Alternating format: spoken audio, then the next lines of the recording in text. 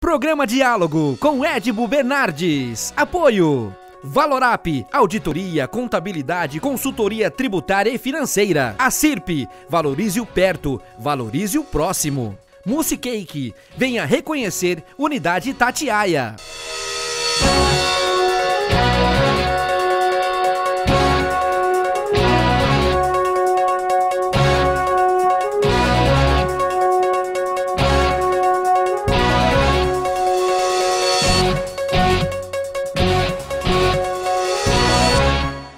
Olá, o programa de hoje é muito especial. Eu recebo a deputada federal Gleisi Hoffmann, que também é presidente nacional do Partido dos Trabalhadores. Deputada, muito obrigado por falar conosco e trazer aqui uma versão esperada do que a gente vai poder conversar.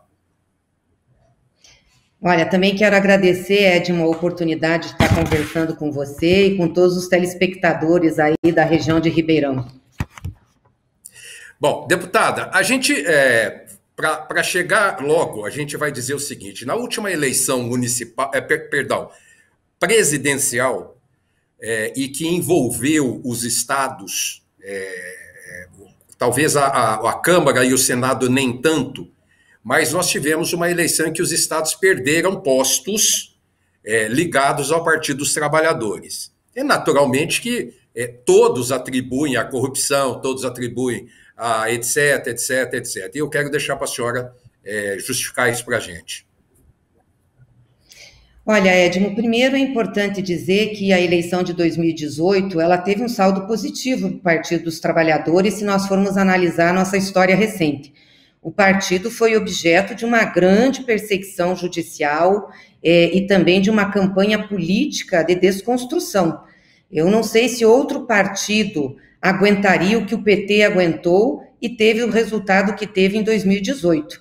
Desde o impeachment da Dilma, aliás, antes, né, com outro tipo de perseguição, mas desde o impeachment da Dilma, o PT e as nossas lideranças têm sido alvo sistemático de denúncias, de processos judiciais, de muitas mentiras veiculadas nas redes sociais, na mídia, e o partido não teve, durante esse tempo, as mesmas condições de vir a público para se defender. Eu lembro que nós tínhamos, por exemplo, né, em relação à Rede Globo, Jornal Nacional, horas e horas de acusações, e tudo que nos restava era mandar uma nota para tentar explicar ou justificar. Não tinha um debate, não tinha um espaço para que a gente colocasse a nossa posição.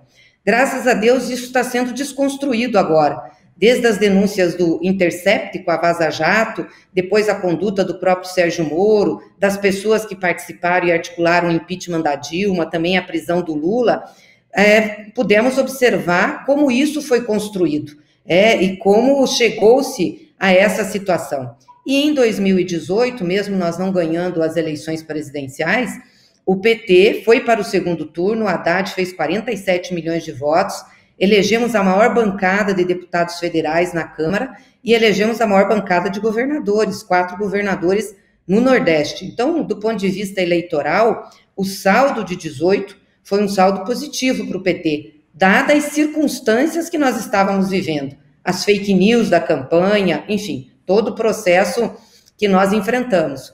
Onde nós tivemos mais dificuldades eleitorais foi em 2016, que foi o ano do impeachment da Dilma, daquele golpe, dos ataques mais direcionados ao partido, e realmente nós tivemos uma queda grande, perdemos muitas prefeituras, reduzimos muito o número de prefeitos, prefeitas, vereadores, vereadoras, e que em 2018 a gente começou a se recuperar politicamente.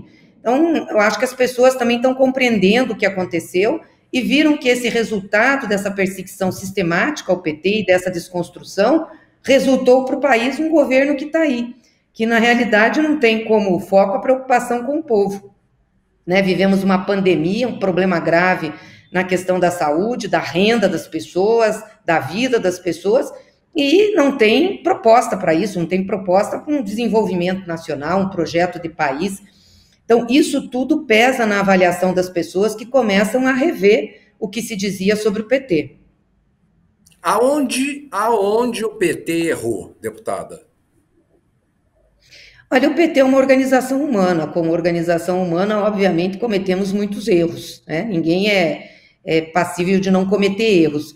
Agora, eu acho que o PT foi mais perseguido pelos seus acertos do que pelos seus erros. Isso eu não tenho dúvidas. Um partido que chega a um governo do país, né, do Brasil, governa por quase 15 anos, faz a maior inclusão social da história desse país, possibilita a renda para as pessoas, né, possibilita que o filho do trabalhador vá para a universidade, que desenvolve projetos junto com os municípios, ajuda o crescimento local. Enfim, foi eu diria, uma revolução do ponto de vista do desenvolvimento social e da inclusão no país dos nossos governos. E isso, com certeza, não agradou muita gente, né? Não agradou muita gente. Agora, eu diria para você, por exemplo, eu acho que a gente deixou de fazer uma reforma política no Brasil, não que dependesse só de nós, dependia da composição do Congresso Nacional. Então, infelizmente, ainda a normativa que rege as nossas eleições, ela não privilegia eleger, né, uma maioria que seja representante da população. Essa é a grande verdade que a gente tem. Então, eu acho que aí nós tínhamos que ter lutado mais. Eu acho que nós tínhamos que ter também democratizado mais os meios de comunicação, para que as pessoas pudessem ter sempre todos os lados e todas as versões do debate político na sociedade brasileira. Hoje isso não acontece, é muito concentrado. Então, é uma narrativa que domina, é uma visão política que domina, isso influencia as pessoas. Então, penso que a gente teria que ter se esforçado mais para isso, né? Para fazer com que as coisas ficassem mais claras, mais transparentes, mais democráticas no plano da política e do debate. Na minha percepção, há uma clara diferença, brutal diferença entre o governo Lula e o governo Dilma. Brutal diferença. O governo Lula tirou, por exemplo, mais de 3 milhões de brasileiros da miséria, pelo menos esses são os números destacados pelo IPEA, por várias entidades. O presidente Lula entregou uma inflação de menos de 5% para a presidente Dilma. O presidente Lula integrou uma união nacional enorme, apesar de uma oposição quase insignificante. Quando a senhora fala em TV Globo, quase não se ouvia falar do presidente Lula em TV Globo. Quando a presidente Dilma assumiu, mudou o Brasil em termos de percepção, de inflação. Houve tentativas, ou pelo menos existem autores aí que afirmam, o Dagobah, por exemplo, afirma em manuseio de taxa de Copom pelo Banco Central com o Tombini, fala, como o Brasil fala, de contenção de preço de gasolina, energia elétrica, e que levou o Brasil a um déficit de mais de 500 bilhões de reais. Por que essa mudança significativa de um governo para o outro? Olha, primeiro a gente tem que fazer uma diferenciação do primeiro mandato da Dilma com a sua reeleição em 2014. Eu acho que o primeiro mandato da Dilma foi um mandato de continuidade, sim, das políticas e da gestão do presidente Lula. Vários programas e projetos que a presidenta implantou tinham a ver com o que começou no governo do presidente Lula. O Minha Casa Minha Vida, o Mais Médicos, a política de valorização do salário mínimo continuou. E também vamos lembrar o seguinte, quando tiraram a Dilma em 2016, a nossa relação dívida-PIB era de cerca de 60 e poucos por cento. Hoje está em quase 100%. Então, dizer que a Dilma quebrou o Brasil, estourou as finanças, é mentira, porque depois dela, todos os ajustes que eles queriam fazer, eles fizeram, inclusive retirando o direito dos trabalhadores, recortando gastos no orçamento, e não melhoraram o perfil da dívida e nem das contas públicas. Nós estamos com as contas públicas estouradas. E o problema das contas públicas não é necessariamente a despesa. E nem a melhora do nível de empregos, né? Com aquela reforma trabalhista, também não teve a melhora no nível de empregos. Não. Muito pelo contrário, nós estamos hoje com mais de 14 milhões de desempregados, aqueles que falam, né, para o IBGE, fora os desalentados que já nem procuram emprego, vivem de bico, enfim, procuram a sua renda de outra forma. Então, nós não tivemos nenhuma melhora com o que eles fizeram do governo Dilma para cá. E temos que lembrar que a presidenta também pegou uma crise internacional que afetou muito o Brasil. E quando ela pretendia fazer as reformas, mandar medidas para o Congresso Nacional, ela não conseguia. Vamos lembrar aqui como foi a gestão do Eduardo Cunha como presidente da Câmara. Todos os projetos que a Dilma mandava para lá eram bombardeados, e eles votavam inúmeras pautas bombas, exatamente para dificultar a vida do governo. Então, com certeza, ela teve uma situação muito mais difícil para enfrentar, com uma oposição mais sistemática, que já queria ter mudança. E quando tem a eleição de 2014, que ela ganha a eleição, esse resultado é fortemente questionado pelo adversário, que foi para a justiça, não reconheceu o resultado, teve toda a articulação política de desestabilização, então ficou muito difícil. Ou seja, tinha-se uma ideia que eles ganhariam a eleição, queriam ganhar, não conseguiram ganhar e tiraram a Dilma no tapetão. Então, puseram outro tipo de governo. Agora, eu me pergunto, se eles estavam tão certos da avaliação de crise, de tudo isso que você colocou, que ela fez, se isso estava tão errado, por que a solução mágica deles, depois do impeachment, e já vai 5 anos aí, não trouxe resultado para o Brasil? Não trouxe porque essa é uma política econômica errada. É uma política econômica que não leva em consideração o desenvolvimento econômico e social do Brasil. Um país rico em termos de produtos, produção, mas pobre em termos de população, que precisa de um Estado forte. Então, o que nós tínhamos que fazer, o que tinha que ser feito, a continuidade, era manter um Estado forte, apostar nisso, porque nós iríamos recobrar a economia. Mas isso foi feito o contrário, e aí a crise que nós estamos vivendo hoje. Deputado, eu vou chamar um intervalo, voltamos daqui a pouquinho, até já.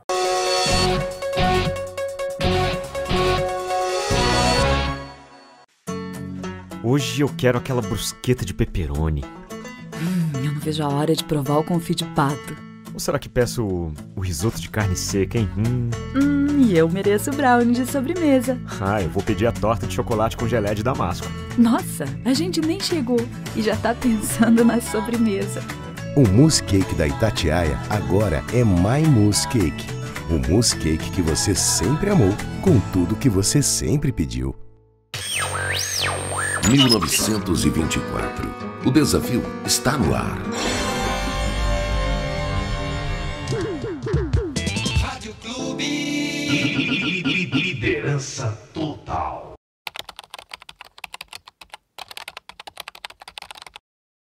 Este ano o Brasil foi colocado à prova. A proliferação de um vírus desconhecido tirou a vida de milhares de brasileiros. Os sorrisos foram trocados pelo medo escondido dentro de máscaras e os abraços impedidos pelo distanciamento social. Para a economia, a Covid-19 foi igualmente mortal. Desistimos? Não. As dificuldades nos tornaram mais fortes, aprendemos com elas. Apontaram caminhos, trocamos a apatia pela ação. Superamos obstáculos com trabalho. Enfrentamos o medo com coragem.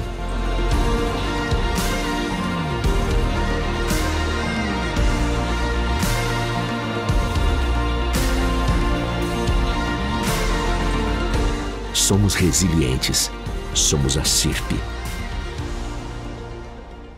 Voltamos a apresentar Diálogo, Apoio, Valorap, a CIRP, Mousse Cake. Estamos de volta com o segundo bloco do programa, com a importante participação da deputada federal Gleisi Hoffmann, a quem desde já agradecemos, e também presidente nacional do PT. Agora, pau que bate em Chico, bate em Francisco. A senhora falou do que pós-Dilma, que aconteceu com o ex-presidente Michel Temer, e aí eu pergunto para a senhora, qual é a diferença da extrema-esquerda que elegeu o presidente Lula, uma insatisfação nacional em 2002, uma insatisfação absurda com o que vinha acontecendo no Brasil, e que toda a classe média brasileira falou, não, vamos jogar para cá que esse é o caminho. E, de repente, essa mesma classe média vira metralhadora em 2018, virando para a extrema-direita. Por que isso, deputada? Por toda a construção política feita nesse período e a desconstrução que fizeram do Lula e do PT. Edmo, vamos combinar aqui qual seria, vou dizer de novo, o partido ou liderança que aguentaria o que nós e o que o presidente Lula aguentou durante esse tempo. Eram horas e horas de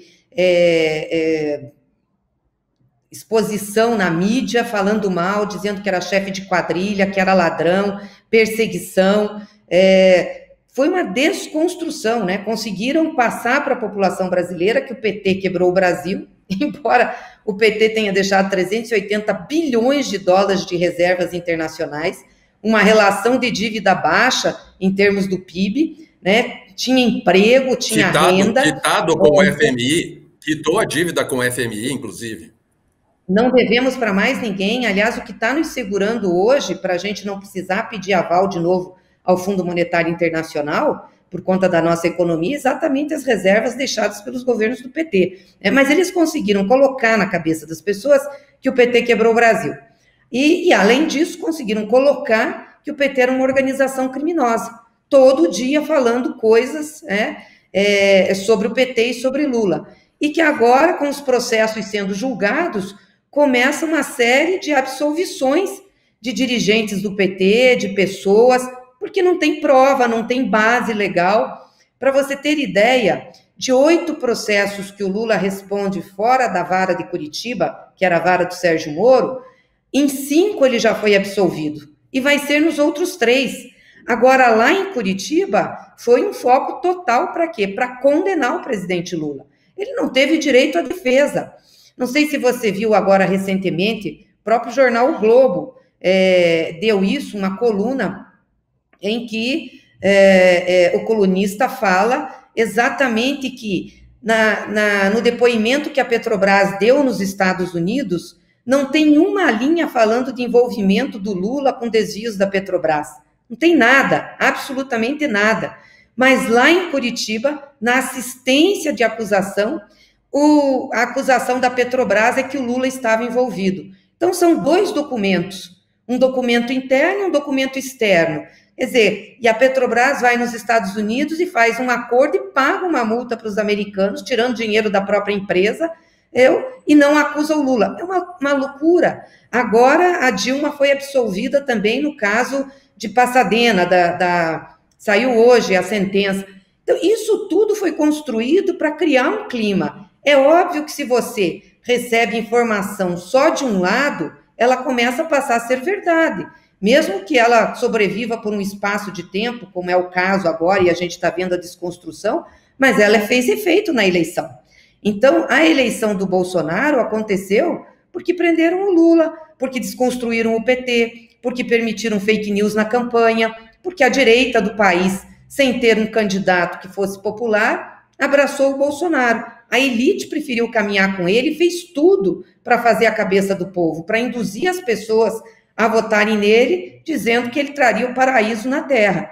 Quer dizer, com todo esse bombardeio, com toda essa situação vivida, esse estresse, né, que o Brasil viveu, é óbvio que houve uma mudança. Mas eu acho que as coisas agora estão se recolocando. A verdade, ela pode... É que nem um barco, né?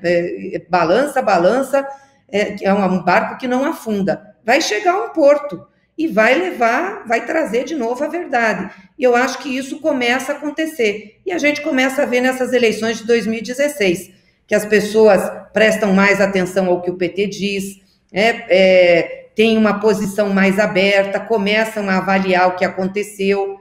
Então é isso, nós, felizmente, temos que trabalhar com a persistência, falando sempre o que aconteceu, dizendo a verdade, fazendo o contraponto, mostrando o que eles prepararam para o Brasil. E os resultados desses últimos 5 anos, porque se fosse bom como eles diziam, nós não estaríamos nessa situação que estamos hoje. Ô, deputada, podemos dizer, a gente fala que, a senhora falou do Eduardo Cunha anteriormente, mas tanto o presidente Lula quanto a presidente Dilma começaram. O Lula foi o governo inteiro, presidiu, pelo menos no primeiro mandato dela, ela teve a Câmara dos Deputados, ela teve o Congresso do lado dela. Pois parece que andaram estranhando até culminar com o impeachment dela. O presidente Bolsonaro, ao contrário, queria trabalhar sem o Congresso. Não preciso de ninguém, não preciso do Supremo, não preciso da Câmara, não preciso do Senado, não preciso de ninguém. E parece que ele mudou de ideia agora, recentemente, né? Que não consegue se governar sem o Congresso. O Congresso é fundamental para que você possa encaminhar as propostas de governo, aprovar os projetos necessários, enfim, tocar o país. É assim que funciona o nosso país. E nem sempre quem ganha a eleição presidencial ganha a maioria do Congresso, como foi o caso do Partido dos Trabalhadores. Nós não tínhamos maioria. Então tinha que fazer alianças. Não há problema em fazer alianças. Eu acho que a gente confiou demais em alguns setores que não devia, né? Acho que tínhamos que ter aberto mais o olho para isso. Mas seria impossível administrar o país sem fazer alianças no Congresso Nacional. O Bolsonaro, depois de gargantear que ia fazer, ia acontecer, ia tocar tudo do jeito dele, né, que não ia aceitar ninguém interferindo no governo, enfim, teve que se dobrar a isso, senão não aprova os projetos, senão não consegue a defesa do governo. Já estavam falando do impeachment dele, ou seja, para salvar a pele, ele foi lá e fez o acordo, sim, com o Centrão, com a direita liberal, para passar as reformas que ele quer que passe, né, que infelizmente são ruins para o povo.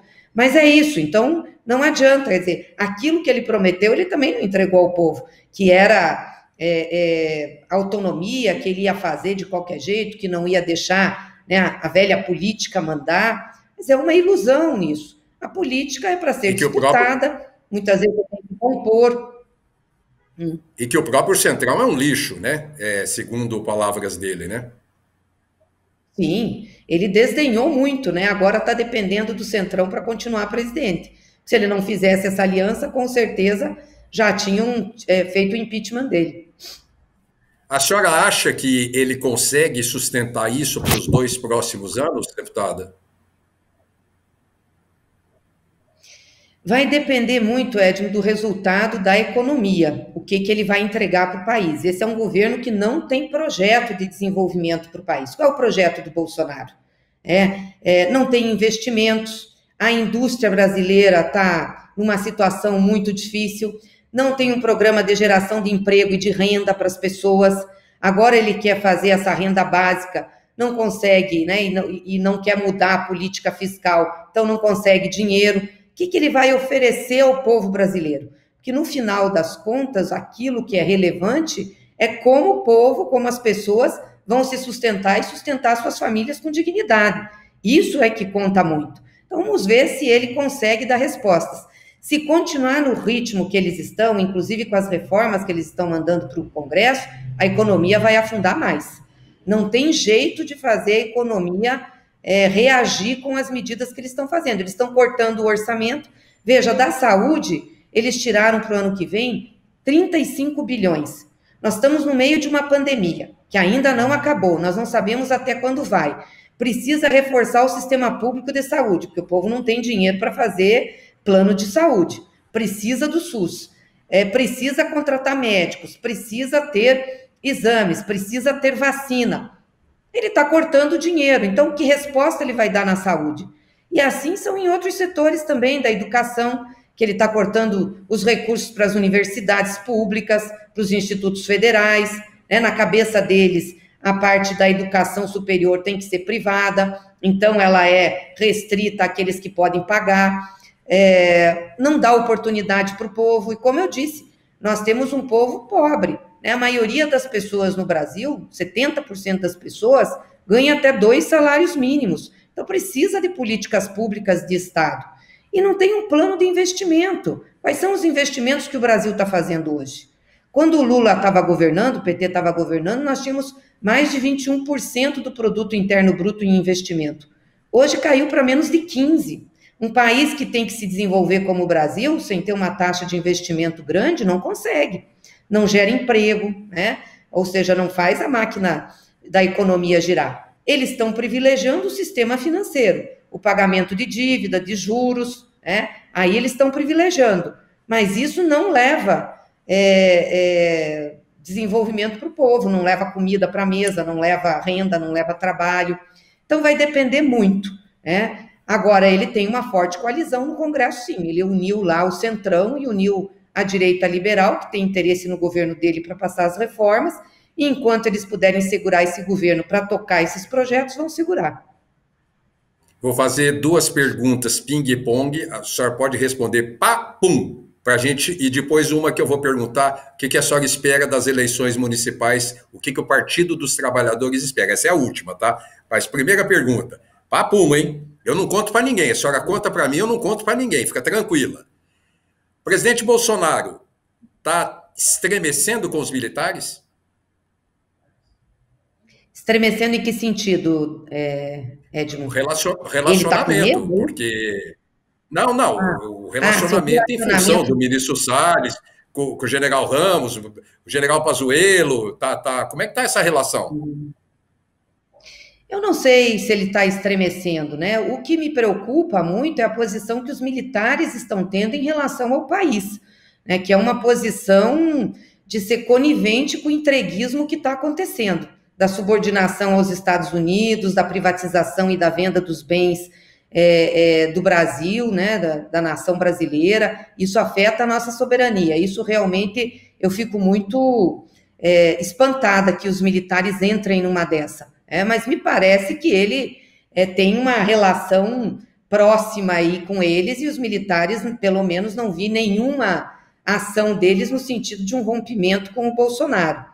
Talvez estejam aguentando aí esse tipo de ação, como do ministro, essa falta de respeito, né, que o próprio Bolsonaro teve com o ministro da Saúde, mas não vi nenhuma reação à altura para se defenderem disso. E para finalizar, a senhora acha que de 2016 para 2020 nós vamos ver um outro desempenho do PT nas urnas eletrônicas? Vamos ver sim, vamos ver sim. Não estou nem dizendo em termos de número de cidades que a gente vai ganhar. Com certeza vamos ganhar mais municípios do que ganhamos em 2016. Até pelo número de candidaturas que nós temos.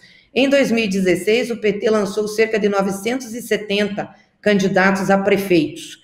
Agora, nessa eleição, nós temos quase 1.300. Então, isso por si só já garante estar disputando em mais locais, e com certeza isso também vai se refletir na questão eleitoral. Mas não tenho dúvidas que também vamos ter uma vitória política bem melhor, de retorno do PT a muitas cidades, mas também da presença política, do debate político, porque às vezes você não ganha uma eleição eleitoralmente, mas você ganha politicamente, semeando, né? Política é um processo, e principalmente no Brasil, quando a gente tem eleição de cada 2 anos, né, esses processos eleitorais vão fortalecendo o partido. Então, eu não tenho dúvidas que nós vamos apresentar um resultado melhor.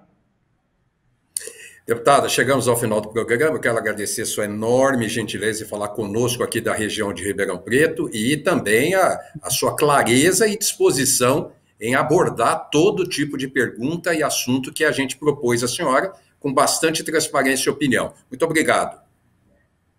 Eu que agradeço, Edmundo, mandar um abraço para você, para todos que estão nos acompanhando aí da região de Ribeirão, pessoal de Ribeirão também, que aliás já governamos esse município e agora temos candidatura aí em Ribeirão participando, né, o nosso companheiro Antônio Alberto Machado.